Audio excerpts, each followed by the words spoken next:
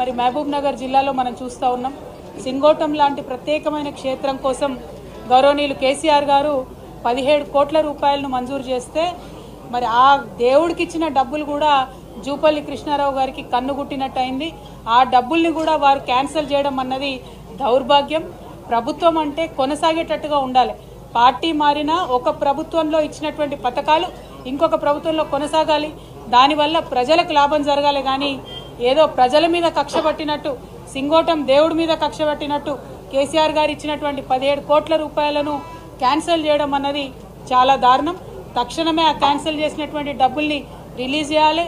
సింగోటం క్షేత్రం అభివృద్ధి కోసం జూపల్లి కృష్ణారావు గారు భేషజాలు మర్చి, పార్టీలు అనేటువంటి తారతమ్యాలు మర్చి ఈ దైవ క్షేత్రాన్ని అభివృద్ధి చేయవలసిందిగా నేను డిమాండ్ చేస్తా ఉన్నాను. అదేవిధంగా జూపల్లి కృష్ణారావు గారు మరి ఇక్కడ మొత్తం కొల్లాపూర్ నియోజకవర్గంలో బీఆర్ఎస్ పార్టీ తరఫున నిలబడ్డటువంటి ఏ నాయకుడైనా సరే మరి వారి మీద కక్ష కట్టి చిన్నదైనా పెద్దోళ్ళైనా ఒక ఫేస్బుక్లో చిన్న పోస్ట్ పెట్టినా లేకపోతే ఏదైనా నిలబడి ప్రశ్నించినా ఏది అడిగినా కూడా కేసులు పెట్టి ఇబ్బంది పెడుతున్నటువంటి పరిస్థితి ఉన్నది.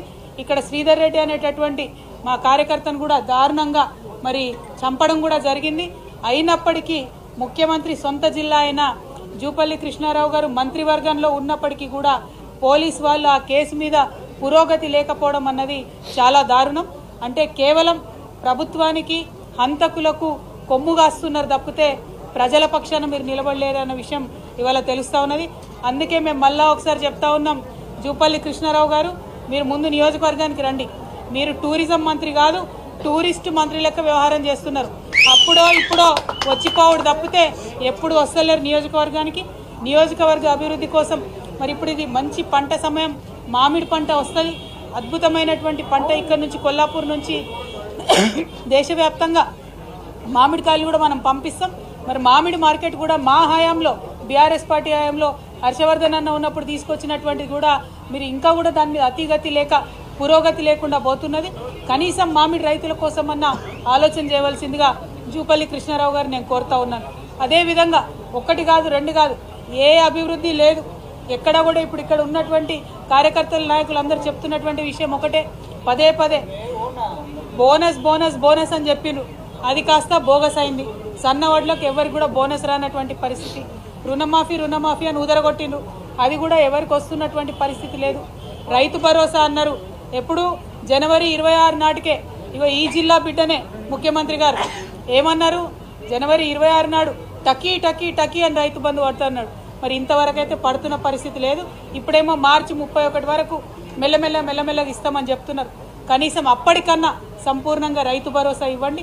మీరు రైతులను ఆదుకుంటలేరు, విద్యార్థులను ఆదుకుంటలేరు, ఇతర పార్టీ నాయకులను మరి కక్ష కట్టినట్టుగా వారి మీద అత్యాచారాలకు ఆగడాలకు ఒడిగడుతున్నారు. ఇప్పుడు నేను దారిలో వస్తూ ఉంటే కూడా మన సాతాపూర్ ఊర్లో కూడా ఒక పిల్ల పరమేశ్ అనేటటువంటి మా కార్యకర్తను కూడా నిన్న రాత్రి ఇవాళటి మీటింగ్ కోసం ఫ్లెక్సీలు కడుతుంటే దారుణంగా 50 మంది ఒక పిల్లగాని మీద దాడి చేసి దెబ్బలు తీసినటువంటి పరిస్థితి ఉన్నది.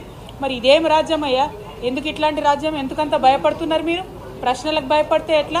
మేము మీకు ఎదురొడ్డి ఉద్యమం చేసి నీతి నిజాయితీతో కొట్లాడి తెలంగాణ తీసుకొని రాలేదా? మీరు కూడా అదే చేయండి. మీరు ప్రభుత్వంలో ఉన్నారు, ప్రజలు మెచ్చే పని చేయండి తప్పితే ప్రతిపక్షాల మీద దాడి చేస్తే మీకేం రాదు. అందుకే మళ్ళా ఇవాళ చెప్తా ఉన్నాం, ముఖ్యమంత్రి గారు మీ మహబూబ్ నగర్ ఉమ్మడి మహబూబ్ నగర్ జిల్లా నుండే చెప్తా ఉన్నాం, ఖచ్చితంగా పింక్ బుక్ మెయింటైన్ చేస్తాం. మా కార్యకర్తల మీద దాడి చేసిన వాళ్ళు నాయకులైనా అధికారులైనా ఎవరిని కూడా వదిలిపెట్టాం. అందరి చిట్టా రాసి పెట్టుకుంటాం. మాకు కూడా టైం వస్తుంది, అప్పుడు మాత్రం ఖచ్చితంగా చెప్తామని చెప్పి మరి అంతవరకు మొక్కవోని ధైర్యంతో హర్షవర్ధన్ రెడ్డి గారి బీరం హర్షవర్ధన్ రెడ్డి గారి నాయకత్వంలో మొత్తం 50 మంది కూడా ముందుకు సాగాలని చెప్పి కొల్లాపూర్ నియోజకవర్గ బిడ్డలందరినీ, బీఆర్ఎస్ పార్టీ నాయకులందరినీ కూడా కోరుతా ఉన్నాను.